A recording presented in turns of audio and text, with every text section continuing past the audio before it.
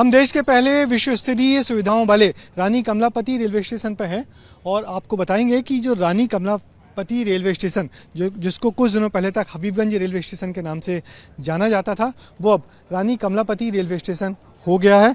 ये पूरा स्टेशन बदलाव इतना बड़ा कि ये पूरा जो हबीबगंज रेलवे स्टेशन था वो पूरा बदल गया है।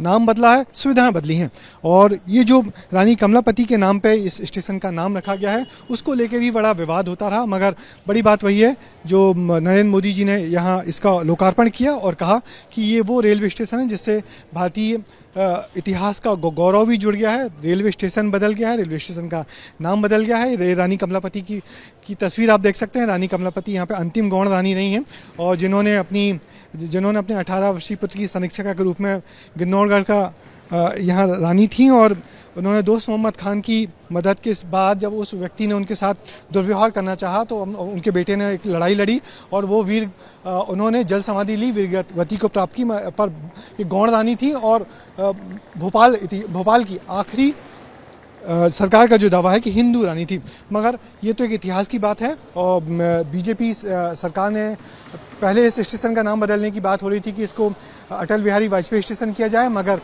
कुछ दिनों पहले ही एक शुरू हुआ और उसके बाद फिर इस स्टेशन का नाम अटल बिहारी वाजपेयी की जगह रानी कमलापति के नाम पर कर दिया गया। अब मैं आपको बताऊं कि ये जो हॉल है, हम जैसे स्टेशन में आते हैं सबसे पहले बड़ा हॉल दिखता है। इस हॉल में तमाम बहुत सारी सुविधाएं हैं और सुविधाओं के साथ साथ आप देख सकते हैं जो सबसे ज़रूरी चीज़ होता है वो तो टिकट विंडो।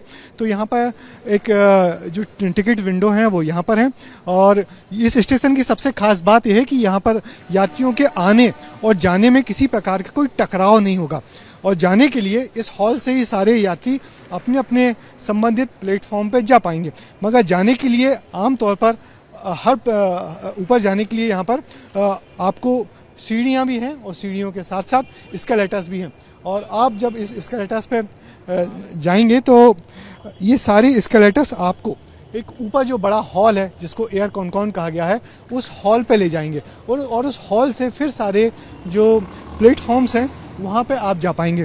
तो यानी कि ये जो है सिर्फ जाने भर के लिए है और आने के लिए जो यात्री हैं ट्रेन से आएंगे उनके लिए एक अलग निकासी द्वार है।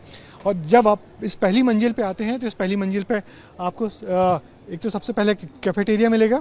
ये एक बेहद सुंदर सा कैफेटेरिया है और इसके साथ साथ दूसरी बड़ी बात यहाँ पर जो मध्य प्रदेश चूँकि एक टाइगर स्टेट कहा जाता है तो उस टाइगर स्टेट्स की झलक भी यहाँ पे एक छोटी सी प्रदर्शनी बना के दी गई है। यहाँ पर टाइगर्स हैं और बहुत वन्य जीव हैं यहाँ पर। तो इस सब के साथ साथ जो यात्री यहाँ आएंगे और ये पहली मंजिल है, इस पहली मंजिल के ऊपर एक मंजिल और है जहाँ जाके आपको एक हॉल मिलेगा जिसको एयर कॉनकॉन कहा गया और ये बड़ा विशाल हॉल है जिसके बाद सब लोग अपनी तरफ जाएंगे। और दावा किया जा रहा है कि ये देश का पहला PPPI मोड वाला यानी पब्लिक प्राइवेट पार्टिसिपेशन का जो PPI मोड है उसके तहत ये बना हुआ यात्रियों की सुविधाओं के लिए 100 करोड़ रुपए से ज़्यादा खर्च किए गए हैं।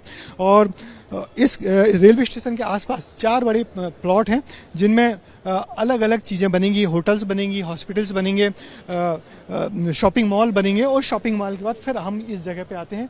ये एयर कॉनकॉन है, ये बड़ा विशाल हॉल है जिसमें सारे यात्री यहाँ आएंगे और यहाँ से उनकी जो ट्रेन जिस प्लेटफॉर्म से जाने वाली है उसका ब्यौरा यहाँ पे देखेंगे और इस विशाल हॉल में वो अपनी जो ट्रेन है उसका इंतज़ार कर सकते हैं। और इसके बाद जो संबंधित प्लेटफॉर्म है जिस प्लेटफॉर्म पे जाना है ये हॉल हर प्लेटफॉर्म से जुड़ा हुआ है। आप चाहें तो इस तरफ से चले जाएं, ये प्लेटफॉर्म नंबर 1 है, यहाँ से आप नीचे उतर जाएंगे। चाहें तो आप इस तरफ से चले जाएंगे, यहाँ भी प्लेटफॉर्म नंबर 1 है, यहाँ उतर जाएंगे। इस पूरे रेलवे स्टेशन पे 5 प्लेटफॉर्म हैं और 5 प्लेटफॉर्म सारे के सारे इस हॉल से जुड़े हुए हैं। सब लोग पहले जो यात्री जिनको कहीं जाना है पहले इस जगह पे आएंगे और यहाँ पर फिर अपने अपने प्लेटफॉर्म पे जाएंगे। तो आप देख सकते हैं ये दरअसल बिल्कुल वैसा ही है जैसे एयरपोर्ट्स पे होता है। एयरपोर्ट्स पे आप आने के बाद आपको अलग अलग जो गेट्स होते हैं वहाँ आपको जाना पड़ता है अपनी फ़्लाइट पकड़ने के लिए।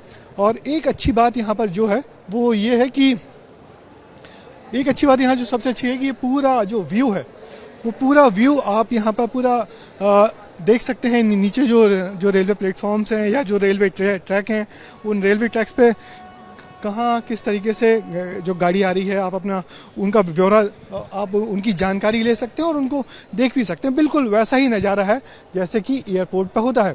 तो अब देखिए नीचे रेलवे ट्रैक है, ट्रेन आई हुई है, ट्रेन रुकी हुई है, मगर और यहाँ पर आप अलग अलग जगहों पे प्लेटफॉर्म पे जाके अपनी ट्रेन पकड़िए और अपनी जगह चले जाइए। तो दावा किया गया है कि ये विश्व स्तरीय सुविधाओं देने वाला देश का पहला रेलवे स्टेशन है और इस रेलवे स्टेशन का उद्घाटन थोड़ी देर आज जनजातीय गौरव दिवस के मौके पर प्रधानमंत्री नरेंद्र मोदी ने किया और उन्होंने इस कहा कि ये जो रेलवे स्टेशन है ये दरअसल भारतीय रेलवे के बदलाव का प्रतीक है।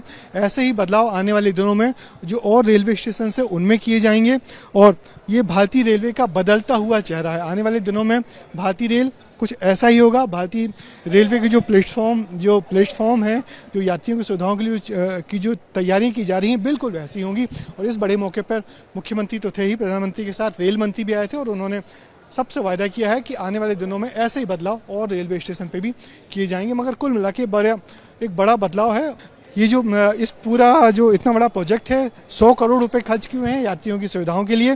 तो उस सब में एक बड़ा मकसद यही था कि बदलाव आना चाहिए रेलवे में और वो बदलाव आया है जो आज इस रूप में देखने को मिल रहा है। तो मेरी आपसे गुजारिश है, जब भी आप भोपाल आएँ तो इस नए रेलवे स्टेशन पर जरूर देखें, क्योंकि ये विश्व स्तरीय सुविधाओं देने वाला देश का पहला रेलवे स्टेशन है और निश्चित ही भोपाल के लोगों के लिए एक बड़ी सौगात है। कैमरामैन होमेंद्र देशमुख के साथ ब्रजेश राजपूत, एबीपी न्यूज़, भोपाल।